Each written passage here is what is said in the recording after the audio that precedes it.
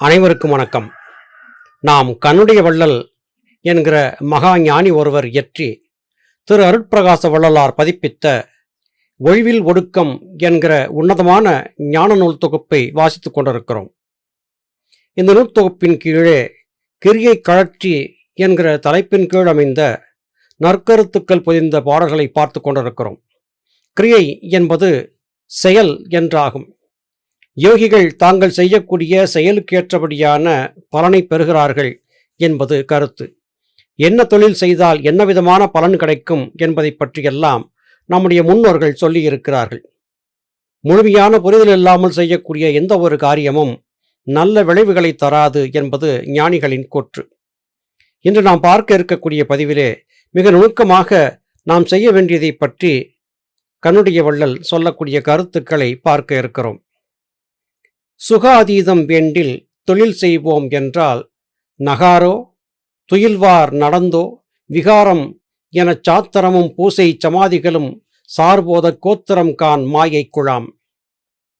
பெரும்பாலும் நாம் மாயையிலேயே சிக்கியிருக்கிறோம். உறக்கம் வேண்டும் என்று கருதக்கூடிய ஒருவர் என்ன செய்ய வேண்டும்? அமைதியாக ஓரிடத்திலே ஆசுவாசமாக படுத்திருக்க வேண்டும். கண்களை மூடியும் உடலிலே எவ்வித அசைவையும் கொடுக்காமலும் அமைதியாக படுத்திருக்கும் போது மெல்ல மெல்ல உறக்கம் வந்து நம் கண்களை தழுவிக்கொள்ளும். இதுதான் நடைமுறையாக இருக்கிறது. இதன்றியும் தூங்க வேண்டும் என்று கருதுகிறவர் நடந்து கொண்டே இருந்தார் என்றால் அவருக்கு எப்படி தூக்கம் வரும்? எதை செய்வதற்கும் அதற்கென்று சொல்லப்பட்ட விதிமுறைகள் கடைபிடித்தாக வேண்டும் என்பது கருத்து. யோகசாதன பயிற்சியிலே மனதை கட்டி வாசியை வெல்ல வேண்டும் என்று கருதக்கூடியவர் அதற்கென்று ஞானிகளால் உருவாக்கி கொடுக்கப்பட்ட விதிமுறைகளை கடைபிடிக்க வேண்டும். நடந்து கொண்டே ஒருவனால் தூங்க முடியாது. அதுபோல இந்த உலக காரியங்களை செய்தபடியாகவே நான் ஞானத்தை வென்று விடுவேன் என்று கருதுவதும் தவறாக இருக்கும். உலக காரியங்களுக்கென்று ஒரு குறிப்பிட்ட நேரத்தை ஒதுக்கி வைத்தால் யோகம் பழகுவதற்கென்று ஒரு குறிப்பிட்ட நேரத்தை ஒதுக்கி வைக்க வேண்டும். இதிலேயும் யோக பயிற்சி என்பது அமைதியாக அமர்ந்திருந்து புருவ மத்தியத்திலே மனத்தை செலுத்தக்கூடிய காரியமாக இருக்கிறது. அதை விடுத்து அமைதியாக அமர்ந்து புருவ மத்தியத்தை பார்க்க வேண்டும் என்று கருதக்கூடிய ஒருவன் மந்திரங்களை உச்சரித்து கொண்டும் வேறு பலவிதமான கைகள் கால்களை ஆட்டி அசைத்து செய்யக்கூடிய சேஷ்டைகளை செய்து கொண்டும் இருந்தால் மனம் எவ்வாறு கட்டுப்பட்டு வரும்? எனவே யோக சாதனம் பழகுவதற்கு ஆடாமல் அசையாமல் அமர்ந்திருக்க வேண்டியது அவசியமாகிறது. அதன்றியும் செய்யக்கூடிய பூசைகளும் புனஸ்காரங்களும் சமாதி நிலையை கொண்டு வந்து கொடுத்துவிடும் என்று கருதியிருப்பது மடமை என்று கண்ணுடைய வள்ளல் எச்சரிக்கிறார். நடந்து கொண்டே எப்படி தூங்க முடியாதோ அதுபோல மந்திர உச்சாரணங்களாலோ வேறு பலவிதமான அசைவுகளாலோ ஞானத்தை பெற்றுவிட முடியாது. உண்மையான ஞானத்தை அடைய வேண்டும் என்றால் அமைதியாக இருக்க வேண்டியதின் அவசியம் இங்கே வலியுறுத்தி சொல்லப்படுகிறது. தொழில் இறுதிதானே சுக உதயம் என்றால் தொழில் உதயம் துக்கம் எனச் சொல்வோம். தொழில் செய்யினும் பந்தி போகம் போல உண்டு உடுத்து தன் மாத்திரமாய் சிந்திப்பாரை பேணிச்சை. இந்த உலக வாழ்க்கையிலே பசி வந்த போது புசிப்பதற்கு ஆகாரம் அவசியம்தான். ஆனால் ஆகாரத்திற்காக மாத்திரமே வாழ்நாள் முழுவதையும் நாம் துளைத்துவிடவும் முடியாது. சரியான யோக பாதையிலே பயணிப்பதற்கு உடற்தேவைக்காக சிறிதளவு உழைத்தும் உணவை தேடுவதற்கான காரியத்தையும் செய்ய வேண்டியது அவசியமாகிறது. ஆனால் செய்யக்கூடிய தொழில்தான் எல்லாவற்றுக்கும் இறுதி என்று கருதி இருக்கக்கூடாது. நான் நிரம்ப உழைத்து நிரம்ப செல்வத்தை திரட்டிவிட்டால் சுகமாக இருப்பேன் என்று கருதியிருப்பதும் தவறு. அதே வேளையிலே யாதொரு காரியமும் செய்யாமல் வாளாவிருந்து எவராவது உணவு கொடுப்பார் என்று காத்திருப்பதும் தகாத செயல். எனவே அவரவர் தத்தமது சுகஜீவனத்திற்கு தேவையான தொழிலை செய்ய வேண்டியது அவசியம்.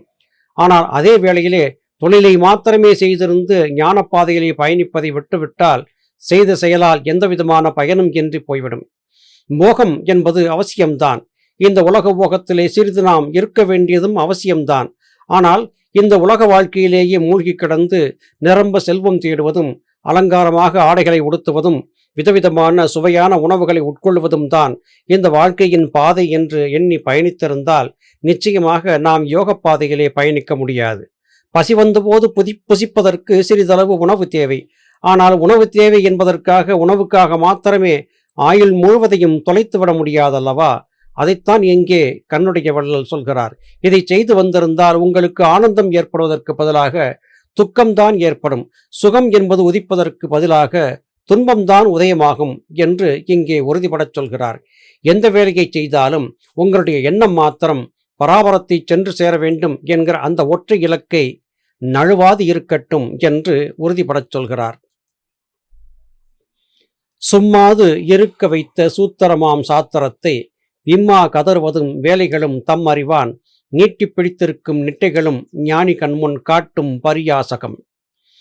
பரியாசகம் என்பது நகைப்புத்தன்மையை பற்றி சொல்லக்கூடிய ஒரு வார்த்தை. பரியாசம் செய்கிறார்கள் என்று.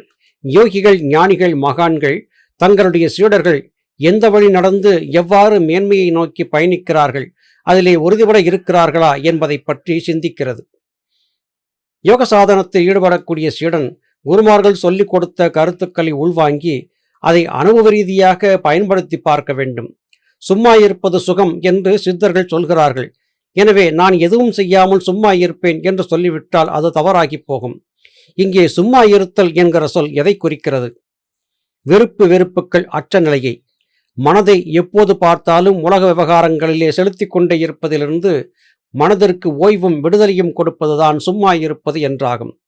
நான் வாய் பேச மாட்டேன், காகிதத்திலே எழுத்தாணி கொண்டு எழுதி காட்டுவேன் என்று சொல்லுவது தவறாகி போய்விடும்.